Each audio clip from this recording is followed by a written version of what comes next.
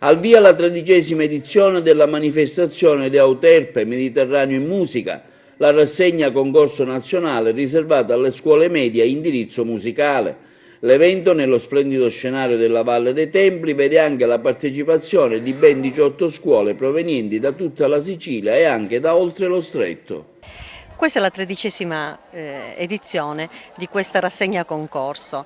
È un'occasione veramente unica per i ragazzi incontrarsi in questa valle meravigliosa, in questo paesaggio meraviglioso, per fare musica, per condividere le esperienze realizzate nelle singole scuole, per dimostrare a loro stessi e anche agli altri quanto valgono, quanto è importante il percorso che hanno compiuto in questi anni nella scuola media. Questo perché le scuole di indirizzo musicale sono una realtà veramente importante, soprattutto nel nostro territorio agrigentino e non solo. Quest'anno abbiamo scuole che vengono dalla Calabria, che vengono un po' da tutta Italia, oltre a quelle che vengono naturalmente dalla nostra provincia o dalla nostra Sicilia. Ed è come sempre un'occasione per i ragazzi. Sono diverse giornate, ne abbiamo ancora domani, dopodomani e poi sabato la premiazione finale, mentre domani sera ci sarà un'occasione di incontro presso la piazza di Realmonte con le scuole che si esibiranno fuori concorso ovviamente. È un importante appuntamento per i ragazzi, ma anche non solo per i ragazzi, in generale per tutte le scuole, per i docenti e anche per i dirigenti scolastici.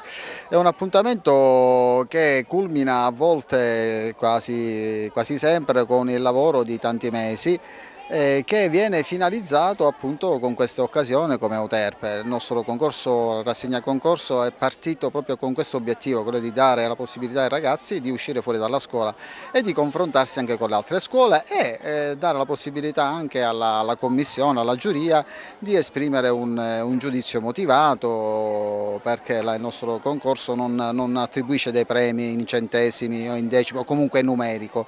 Esprime dei premi che sono quelli che riguardano il miglior brano tratto dal repertorio classico, il miglior arrangiamento, il brano inedito, il miglior piccolo gruppo o il miglior progetto interdisciplinare, quindi sono tutti premi, oltre a quelli che si daranno, che entrano nel particolare con delle peculiarità ben stabilite. L'Euterpe quest'anno, come gli ultimi 3 anni, come vedete alle mie spalle, si svolgerà all'interno del parco archeologico. È un setting bellissimo, una situazione che permette ai ragazzi di confrontarsi in un'atmosfera rilassata e di guardarsi intorno, di apprezzare ciò che è bello, quello che noi docenti cerchiamo di trasmettere ai nostri alunni. La musica rende bello, apprezziamo anche ciò che è di bello che abbiamo intorno a noi.